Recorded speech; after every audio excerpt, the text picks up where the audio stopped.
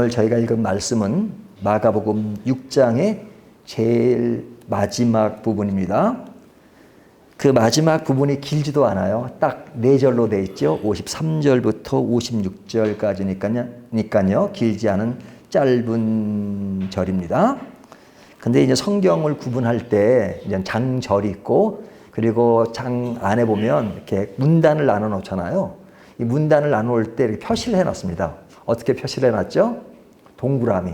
성경을 보면 동그라미가 이렇게 있잖아요. 이 동그라미는 그 문단을 이렇게 나눠 놓은 것입니다. 물론 성경을 기록한 사람이 뭐 장, 절 이렇게 문단까지 나눠 놓진 않았죠. 이 글을 쓴 저자는 그냥 글을 썼습니다. 근데 이제 후세 사람들이 이 저자의 의도를 좀 세밀하게 살피면서 그 의미를 알고 이렇게 문단을 나눠놨어요. 장절을 나눴고 읽기도 같이 읽을 수 있도록, 그리고 사람들이 이해하게끔. 근데 이 분류한다는 것이 쉬운 일은 아니죠. 왜냐하면 이것은 성경에 대한 지식이 없거나 그런 사람이 그냥 대충 잘라놓은 게 아니고 그 의미들을 상세히 이제 알고, 어떤 신학적인 배경이나 또 성경의 어떤 의도를 알고 이렇게 구분한 것입니다. 근데 이제 저희도 강해 설교로 지금 마가복음을 하고 있는데, 저희도 대충 이렇게 설교를 할 때 그 문단별로 하고 있어요. 동그라미 친 부분도 동그라미 친 부분. 물론 꼭 그런 건 아니지만 대체적으로 그렇습니다. 그러니까 이 동그라미 친 부분이 상당히 정확하게 분류했다라고 해도 과언이 아닙니다. 근데 오늘 이제 제일 마지막 6장에서 제일 마지막 부분인데, 요 딱 4절을 한 단락으로 구분을 해놨어요.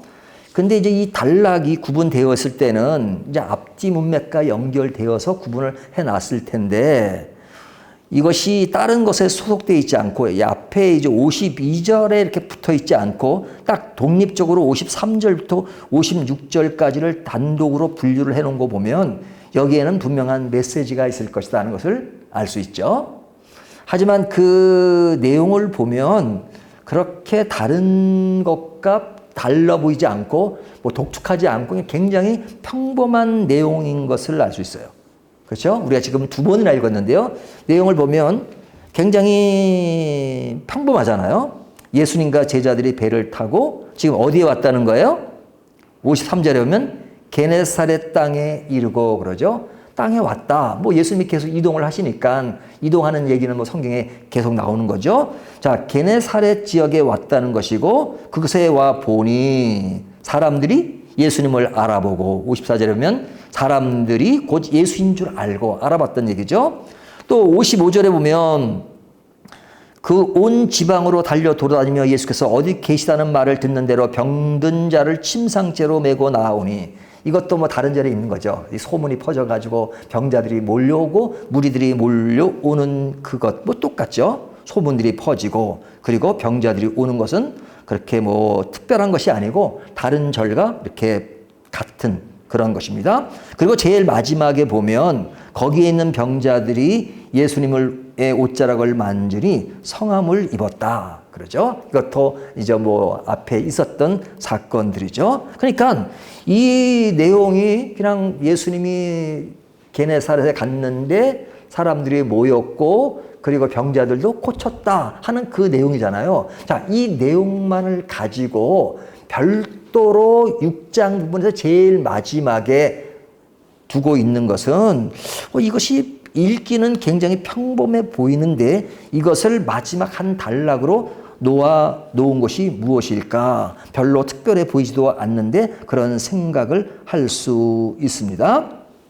자, 그러면 이곳에서 어떤 뭐 특별한 것이 보이지 않는데, 이렇게 했을 때는 이 글을 기록한 마가가 의미를 두고 이렇게 해놨겠죠. 기록을 할 때 그 의미를 두고 해놨을 겁니다. 그러면 그 의도가 무엇인가 하는 것을 살피는 것이 굉장히 중요하죠. 자, 이 의도를 살피기 위해서는 이제 앞에 부분으로 넘어가야 됩니다.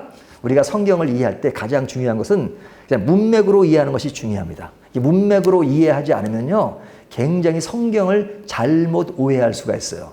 그래서 우리가 이제 뭐 이사를 간다거나 그러면 이렇게 뭐 액자 같은 거 사주잖아요. 그러면 이제 그 이사에 맞는 그런 액자 사줄 때 보면 그 내용들이 사실은 그 문맥에 맞는가라는 생각을 할 때가 참 많아요. 그리고 문맥을 알지 못하니까 그냥 그것이 그런 의도로 쓰여지지 않는데 이제 그렇게 뭐 쓰여진 것들이 종종 있어서 참 문맥을 알지 못하는 사람에게는 오해를 하게 만들겠다라는 생각이 들 때가 있습니다. 그래서 성경이 잘 이렇게 이해가 안 될 때는 앞에 문맥서부터 쫙 살피면서 이것이 어떻게 연결되었는가 하는 것을 살피는 겁니다.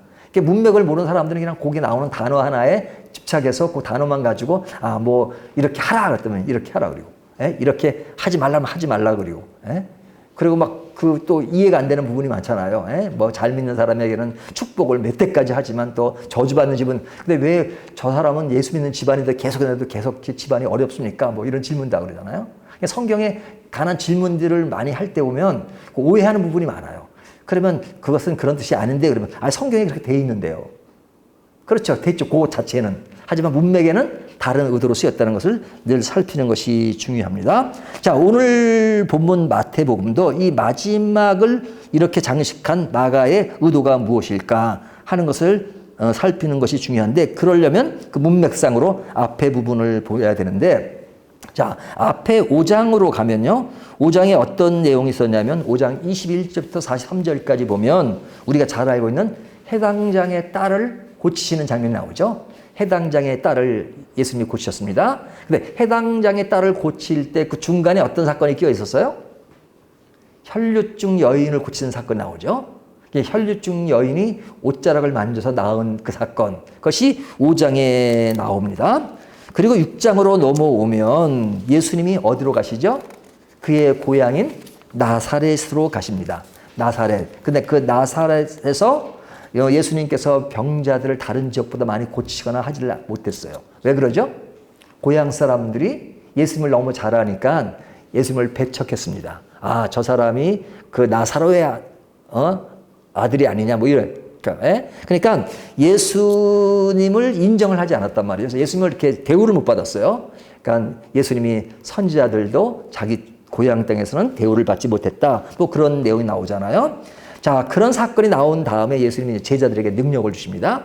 능력을 주시고 이제 병자를 고치라고 하고 죽은 사람도 살리는 그런 일들이 벌어지는데 자, 그 사건들을 제자들에게 능력을 주어서 행하는 사건이 나온 다음에 그리고 이제 세례 요한의 죽음의 사건이 나오죠. 여기 이제 헤롯 때 이제 세례 요한이 이제 못 베어 죽는 사건이 나오고 나서 이제 오병이어의 사건이 나옵니다. 6장이 굉장히 길어요. 오병이어의 사건을 통해서 남자원 5천 명을 먹이는 사건이 이제 지난주 본문까지 이야기했어요. 6장 마지막 부분, 오늘 읽은 바로 전까지가 오병이어의 사건이었습니다. 그 오병이어의 사건이 나오고 나서 그 다음에 뭐가 나왔어요? 지난주. 그건 오병 지지난주고 지난주는 예수님께서 물 위로 걸으시는 사건이 나오죠. 물 위로 걸을 때 제자들이 이제 그 갈릴리 호수를 지나고 있고 예수님은 물 위로 걸어오실 때 제자들이 예수님을 향해서 뭐라 그랬어요? 유령이다 그랬죠. 그 사건이 이제 지난주 사건이었습니다. 그 사건이 끝나고 이제 오늘 본문이 이어지는 거예요. 자, 그러면 오늘 본문이 앞에 부분과 어떻게 연결되는가 하는 것을 살피는 것이 중요하겠죠. 자, 그러려면 우리가 이제 이해하기 쉬운 것부터 살펴보는 것이 중요하겠습니다. 첫 번째는요. 자, 예수님이 물 위로 걸어 오셨을 때 그때 상황을 성경은 어떻게 기록하고 있냐면요. 48절을 보면요. 48절을 볼까요?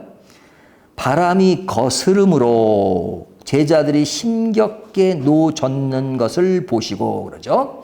여기 바람이 거슬렸다고 하죠. 그러니까 바람이 이제 이렇게 그 순풍이 아니고 이렇게 반대 방향으로 분 겁니다. 그러니까 여기에 바람이 거슬려서 제자들이 노를 짓기가 좀 힘들었다 이렇게 말하잖아요. 자, 힘들었다는 얘기가 나오는데 그 전에 예수님이 오병이어 사건이 끝난 다음에 제자들에게 뭐라 그러셨어요? 45절을 보면 예수께서 즉시 제자들을 재촉하사 자기가 무리를 보내는 동안에 배 타고 앞서 건너편 벳세다로 가게 하시고 그러죠. 자, 제자들에게 어디로 가라고 말씀하셔요? 너희가 배를 타고 벳세다로 빨리 가라. 재촉하셨다. 빨리 가라 그러셨단 말이에요. 벳세다로 가라 그랬어요. 그래서 벳세다로 가기 위해서 제자들이 배를 타고 가는데 바람은 어떻게 불어요? 거슬려 불고, 그래서 그들이 노젓기가 힘들어졌다 그러죠. 그래서 도착한 곳이 어디입니까? 오늘 본문으로 가면요. 53절 건너가 게네사렛 땅에 이르러 그러죠. 자, 벳세다에 이른 게 아니고 어디에 이르렀어요? 게네사렛에 이르렀어요. 그러니까 어떻게 게네사렛에 이르게 되었는가?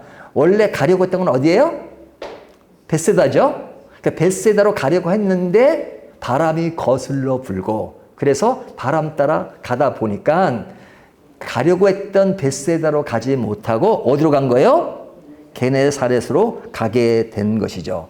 그곳에 가게 된 원인은 바람 때문입니다. 바람이 거슬러 불었기 때문에 그렇습니다. 자, 그렇다면 이 게네사렛이라고 하는 것은 어떤 것이냐? 우리가 이전 이 본문의 흐름에서 보면 이 게네사렛이라고 하는 것은 지나가는 땅이 돼버린 거죠. 그러니까 예수님이 제자들을 데리고 어디로 가셨어요? 벳세다로 가려고 했는데 벳세다로 가지 않고 게네사렛으로 갔으니까 이것은 지나가는 땅이 돼버리는 거예요. 왜냐하면 8장 22절에 보면 벳세다의 이름에 그러죠. 자, 벳세다로 갑니다. 예수님이 이제 지금은 그 바람이 거슬 못 가지만 8장 22절에 보면 벳세다에 가요. 그러니까 지금 6장 마지막에 게네사렛에 간 것은 벳세다로 가려고 했던 것이 못 가서 간 것이니까 그것을 거쳐서 벳세다로 가게 된 거죠. 그러니까 이 게네사렛은 지나가는 땅이 돼버린 거죠. 벳세다로 가기 전에 한번 거쳐서 가게 된 땅이 되었단 말이죠. 벳세다로 가려고 했지만 계획이 원만치 않아서 게네사렛으로 가게 된 겁니다. 이 게네사렛이라고 하는 것은 어떤 지역이냐? 우리가 이제 지도를 보면요, 이렇게 이제 갈릴리 호수가 나오잖아요. 그래서 이제 성경의 이제 지리적인 것들을 이렇게 머릿속에 익히면 좋은데요. 이 벳세다는 이제 동쪽에 있습니다. 북동쪽. 그러니까 이게 호수가 있으면 우쪽에, 호수가 위에 있잖아요. 그러면 동쪽에 있는 게 벳세다예요. 근데 바람이 이제 다른 쪽으로 불어가지고 그곳이 이제 서쪽에 가면 거기에 게네사렛이 있어요. 그러니까 동쪽으로 가려고 했는데 북동쪽이 아니라 북서쪽으로 간 겁니다. 그러니까 그거랑 이렇게 이제 그 유단강이 이렇게 쭉 밑으로 흘리잖아요. 그곳에 이제 반대쪽이에요, 반대쪽. 그러니까 게네사렛이 있었는데 이 게네사렛이라고 하는 것은 굉장히 토양이 좋은 땅입니다. 이스라엘 지금도 가보시면 알겠지만 이스라엘은 사막이 많잖아요. 그래서 메마른 땅입니다. 뭐 요즘도 사막이 많고 그 다음에 이제 세월이 지나가지고 이 유대인들이 이제 땅을 개발하고 물을 끌어들이고 해가지고 이제 좋은 땅이 많아졌죠. 뭐 좋은 땅으로 많이 만들었어요. 농사할 수 있는 땅으로 만들었지만 예수님 당시만 해도 뭐 물을 끌어들이고 그런 것이 약했잖아요. 그러니까 이 이스라엘 땅 전체가 사실은 이렇게 땅이 좋지가 않아요. 이게 사막이 많고 광야에 광야가 많은데 뭐 농사짓기 적합하지도 않고 물을 그냥 귀하니까 이렇게 물을 저장해 놨다가 쓰기도 하고 그랬던 땅이잖아요. 근데 이 게네사렛이라고 하는 것은 그런 토양을 가지고 있는 이스라엘 중에서 가장 비옥한 곳이에요. 농사가 잘 되고 거기는 아주 땅이 좋습니다. 그래가지고 거기는 농사를 져도 잘 되고 또 나무를 심어도 풍성한 과일을 낼 수 있는 그런 곳이었습니다. 그러니까 그것이 잘 되었다는 것은 잘 사는 잘 사는 지역이라는 거죠.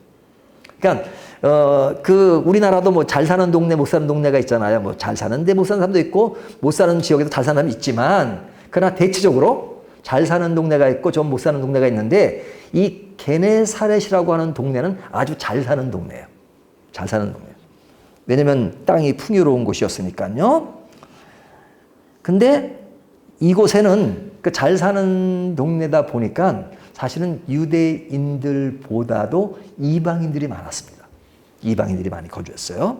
그래서 그 게네사리라고 하는 것은 지역적으로는 이스라엘 땅이지만 그러나 이방인들이 많이 살았기 때문에 이스라엘 사람들은 아주 이방 땅으로 생각했던 정도였어요. 이방 땅으로. 그래서 이 게네사로 잘 지나다니지도 않았어요.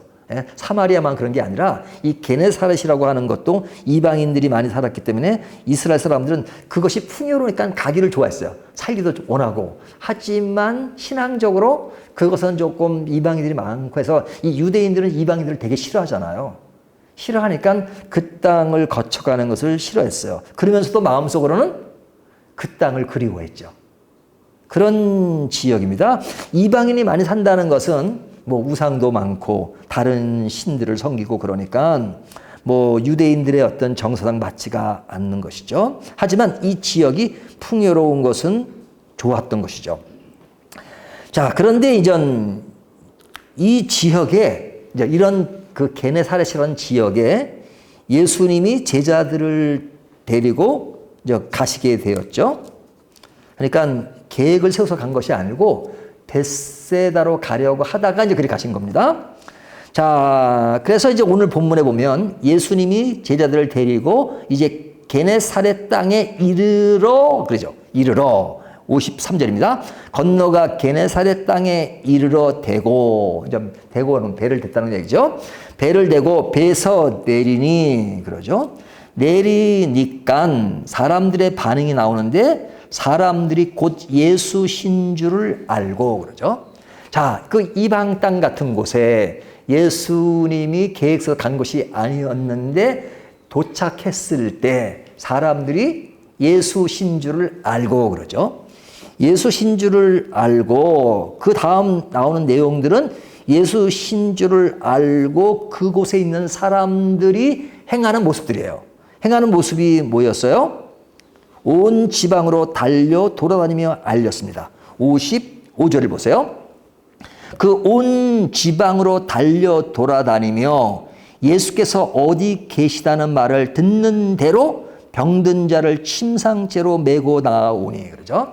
자, 여기서 예수님이 어떻게 하셨다는 말은 없죠. 예수님은 그냥 거기에 내리셨다는 정도만 나오고 그 다음에 병자를 고칠 때도 어떻게 고치셨고 또 고칠 때도 이런 얘기가 없어요. 여기는 예수님에 대한 얘기는 도착하셨다는 이야기만 나오고 게네사렛 거기에 사람들의 행동만 나옵니다. 그 행동들이 굉장히 빨라지는 것을 보셨어요. 예수인 줄을 알고 사람들이 그냥 온 동네 돌아다니면서 이제 그분이 오셨다. 그러면서 이제 예수님이 어디 계시다는 말을 이제 서로가 아는 거죠. 연락망을 해서 지금 예수님이 이제 한 곳에 머무른 게 아니니까 그곳에서도 그러니까 여기저기 다니시면 예수님 지금 어디 계셔? 해가지고 이 사람들이 이제 예수님이 계신 곳으로 찾아오는 겁니다. 찾아오는데 이제 어떤 사람들을 데리고 와요? 병든 자를 데리고 오죠. 56절에 보면 온 지방으로 돌아다니며 예수께서 어디 계시다는 말을 듣는 대로 병든 자를 침상째로 메고 나오니. 침상. 예, 침상이니까. 그러니까 오늘날 우리의 매트레스 이런 거 생각하면 안 됩니다. 그냥 뭐 이렇게 그 응급할 때 그런 정도의 어떤 그 천 같은 거겠죠. 그런 데다가 사람들을 메고 이제 예수님께 병 고쳐달라고 침상째로 메고 오는 겁니다. 그리고 예수님이 이제 뭐 여기만 계신 게 아니라 여기저기 다니시면 그 사람들을 데리고 지방이나 도시나 마을에서 병자를 두고 50절 이렇게 나오죠. 오시면 아무데나 예수께서 가시는 지방이나 도시나 마을에서 병자를 시장에 두고 예수께 그의 옷가에라도 손을 대게 하시기를 간구하니 손을 대는 자는 다 성함을 얻으니라. 자, 그러니까 그 사람들이 이제 병든 자가 많았던 모양입니다. 그 사람들을 마을에 두고 그 다음에 예수님께 손을 대면 나올 수 있도록 해달라고 그들이 간구했다는 내용이 나오죠. 그래서 손을 댄 자들은 다 나음을 입었다 이렇게 이야기를 하는 겁니다. 그러니까 이곳에서 이루어지는 내용들을 보면 굉장하게 활발하게 이루어지죠. 예수님인지를 알고 금방 반응을 보이고 사람들이 예수님 앞에 병자를 내어갔는데 그 손을 대는 자마다 다 나음을 입었다. 이런 이야기를 하고 있는 겁니다. 자, 이런 모습에서 우리가 이제 이 사람들에게서 무엇을 느낄 수 있는가? 이 무엇을 느낄 수 있는가가 마가가 이 본문을 6장 제일 마지막에 기록한 이유라고 말할 수 있겠죠. 자, 그 이유가 뭐냐? 자, 살펴보겠습니다. 제자들이 물 위로 배를 타고 갈 때 예수님이 오셨습니다. 그때 그들이 뭐라고 이야기했죠? 계속 반복되지만요. 유령이다 그렇죠. 유령이다. 그러니까 제자들은 예수님과 늘 함께 있는 사람들이에요. 늘 가까이 있는 제자들 아닙니까? 그 제자들임에도 불구하고 예수님이 누군지를 물리적으로 잘 아는 제자들임에도 불구하고 그냥 밤에 아주 새벽에 오시니까 3시나 4시 정도 있겠죠. 그러니까 그때 예수님이 오시는 것을 보고 유령이다 그랬어요. 근데 그 유령이라고 한 것, 가까운 사람들이 한 반면에 이 게네사렛 사람들은 이방인들이 많고 예수님이 올 거라고 기대도 안 했던 그런 것이었는데 예수님이 오자마자 내리니 바로 그 사람들이 어떻게 반응했어요? 예수인 줄 알고 그러죠. 다른 얘기가 없어요. 예수님이 이르러 대고 배에서 내리니 사람들이 곧 예수신 줄을 알고 그러죠. 그러니까 이 사람들이 제자와 그들과 비교하면 제자들은 예수님의 가장 가까운 신앙을 가장 가까이 느낄 수 있는 사람들이에요. 하지만 게네 사람들은 그 사람들은 이방인들이 많고 그래서 예수님과는 거리감이 있음에도 불구하고 그들은 예수신 줄을 바로 알아요. 제자들은 유령이라고 말하는데 이것이 비교가 되죠. 이런 비교가 이것뿐이 아닙니다. 그 배를 타고 온 것은 예수님이 오병이어 사건 후에 제자들에게 뭔가를 생각하기 위해서 그런 배에서의 그들을 이렇게 훈련시키고 그런 것이었는데 그들은 유령이라고 한 반면에 이들은 예수님으로 이해한 것은 굉장히 대조가 되죠. 자, 그리고 또 대조를 이루는 것이 예수님이 고향 땅 나사렛으로 가셨을 때 예수님을 어떻게 대했어요? 배척했잖아요. 나 너 안다. 너 누구의 아들이지? 그러면서 그를 배척했잖아요. 그래서 예수님께서 능력을 더 행할 수 있지만 고향 땅엔 행하지 않았다라고 말씀하고 있잖아요. 근데 그 고향 땅에서 예수님을 배척한 것과는 완전히 상반된 모습이 어디에서 일어나고 있습니까? 게네사렛. 여기에 사람들은 이방인들이 많았지만 그들이 예수신 줄 알고 그들은 정신없이 좋은 의미에서 정신없이 예수님 앞에 다가가기 위해서 자기네끼리 소문을 내고 돌아다니실 때마다 여기 계신다 저기 계신다. 그러니까 침상에다가 병자를 메고 아주 그냥 막 열심히 막 사람들이 얼마나 밀렸으면 동네에다가 그 동네 시장에다가 사람들을 눕혀놓고 그리고 예수님께 강구해서 옷만 만져도 낫게 해달라고 할 만큼 굉장히 열정적으로 예수님께 다가가잖아요. 굉장히 적극적이잖아요. 예수님의 오심을 환영하고 적극적으로 예수님을 바라보며 나아가는 것을 볼 수 있습니다. 굉장한 대조가 일어나죠. 나사렛 사람들과 이 사람들의 대조를 이룹니다. 이 사건에서 사람들이 예수님의 옷을 만지면 낫게 해달라고 간구합니다. 자, 이 옷을 만지는 사건 또 뭐가 기억나죠? 혈류증 여인이 생각나잖아요. 혈류증 여인은 몰래 가서 예수님의 옷자락을 만지면 나을 수 있겠다는 그런 생각을 가지고 만졌습니다. 근데 그것을 아시고 예수님이 그를 고쳐주신 사건. 그래서 그 혈류증 여인의 옷자락을 만진 사건이 있어요. 근데 그 옷자락을 만지는 사건과 같이 이들도 예수님께 옷에 손만 대게 해주십시오 라고 말한 것을 보면 그 사건을 알았다는 거예요? 몰랐다는 거예요? 소문을 듣고 알았겠죠. 소문을 듣고 알았다는 거죠. 그래서 옷을 대는 것을 지금 예수님께 간구합니다. 혈류증 여인은 몰래 됐지만 이 사람들은 아주 예수님께 아주 노골적으로 좀 옷을 대겠습니다. 그래도 되겠죠? 그래서 예수님이 오케이 그러셨겠죠. 그러니까 만진 자는 다 성경 강조 다 성함을 입으니라 그러죠. 자, 이 혈류증 여인 사건 있을 때 그 해당장 야이로도 있었죠. 그 야이로의 딸을 살리기 위해서 가시는 중에 중간에 이제 그 혈루증 여인의 사건이 나타났는데 오늘 본문에 보면 그 두 가지 사건을 같이 결합해 놓은 것 같은 생각이 들어요. 그래서 이 사람들이 환자들을 데리고 그냥 여기 보면 그러잖아요.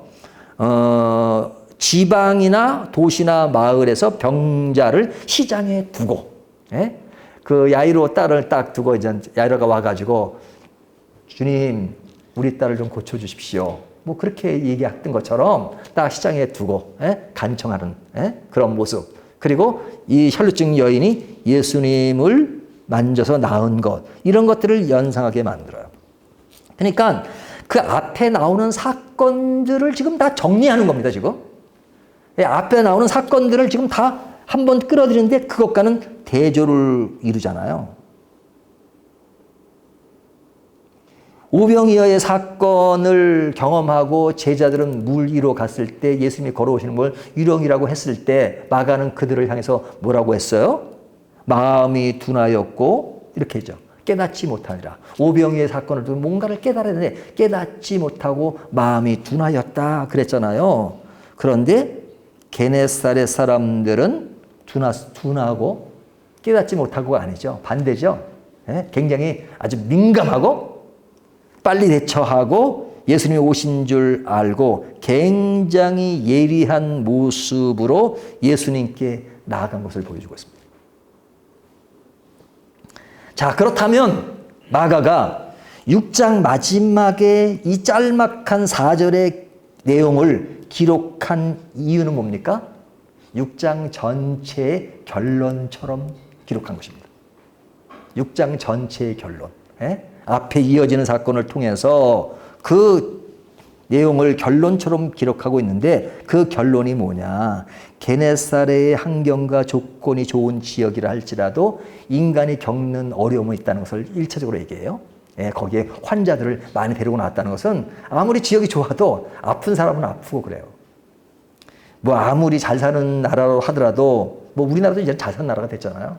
그럼 잘 산다고 해야죠. 마음의 병이 없고 육신의 병이 없고 육신의 고통이 없고 그렇습니까? 자살률은 더 많이 늘었잖아요. 그러니까 인간이 당하는 내적인 고통, 괴로움은 그런 환경과는 관계없어요. 어찌 보면 그 행복 만족도를 검사하면요. 우리가 소위 말하는 원시인이라고 가깝다는 그런 그런 사람들, 그냥 그 어떤 문화적 혜택을 받지 못하는 사람들이 제일 행복 지수가 높다 그러잖아요. 우리가 보면 아유 저렇게 어떻게 사나, 화장실도 제대로 없고, 근데 어쩌나 그 사람은 행복하대요, 행복해. 우리는 모든 상황이 좋은데도 행복 지수를 따지면 그렇게 높지 않다는 거예요. 그리고 이 지역은 이방인들이 많은 곳입니다. 이방인들이 뭐 그런 예수님에 대해서 뭐 그렇게 관심이나 있겠어요? 하지만 이들이 예수님의 오심을 영접하고 예수님인 줄 알고 적극적으로 다가가는 그들의 모습을 앞에 나오는 것과 대비해서 보여주고 있잖아요. 제자들이 유령이라고 했던 것에 비해서 이 사람들은 예수인 줄 알고 그리고 고향에서 예수님을 배척했지만 이들은 적극적으로 예수님을 받아들이고 모시고 그리고 혈루증 여인의 사건을 통해서 그런 옷자락을 만지는 것을 답습을 하고 하는 이런 모든 것들을 통해서 지금 마가는 뭔가를 보여주고 있는 것이죠. 뭔가를 보여주는데 이들은 이방인이었다. 이방인들이 많았다는 거죠. 제자들과 비교를 해요. 이 이야기는 오늘날 우리들은 과연 어떤 위치에 있느냐? 제자입니까? 게네사렛 같은 그런 위치에 있습니까? 신앙적으로 보면은 누가 더 그런 예수님께 가까운 거예요? 제자들이 당연히 가깝죠. 이 제자들이 예수님과 제일 가까이 있는 제자들이 유령이라고 그래요, 유령. 뭐 그럴 수도 있지. 그렇지만 예수님이 그들을 하시는 그런 것을 통해서 마가는 기록하잖아요. 둔하다, 깨닫지 못하고. 오병이어의 사건을 깨달았으면 그 정도는 깨달아야지. 마음이 둔하여서 깨닫지 못했다 그러잖아요. 근데 마가는 결론 부분처럼 제자들이 가까우면서도 깨닫지 못하는 것을 보고 이 사람들은 가깝지도 않은 사람들이고 이방 문화가 지배하는 지역임에도 불구하고 예수님이 오신다니까 예수님이 계획을 세우고 온 것도 아니에요. 그냥 오셨는데 계획이 없던 그 일 앞에서 이들은 적극적으로 대하는 것을 보고 지금 많은 도전을 주고 있는 거죠. 도전. 내가 예수 믿은 지 오래됐지만 예수 믿은 지 얼마 안 되는 사람들에게 도전을 받을 때가 참 많잖아요. 저는 목사지만 목사가 아닌 목사는 뭐 그냥 생활 자체가 그냥 늘 성경 보고 그럴 수밖에 없는 상황에 놓여 있잖아요. 하지만 일반 사람들이 직장 생활하고 얼마나 바빠요. 하지만 그런 가운데서 늘 기도하고 말씀 보고 그리고 주님을 사랑하는 걸 보면요. 진짜 존경스러워요. 존경스러워요. 그 부끄러워져 제가.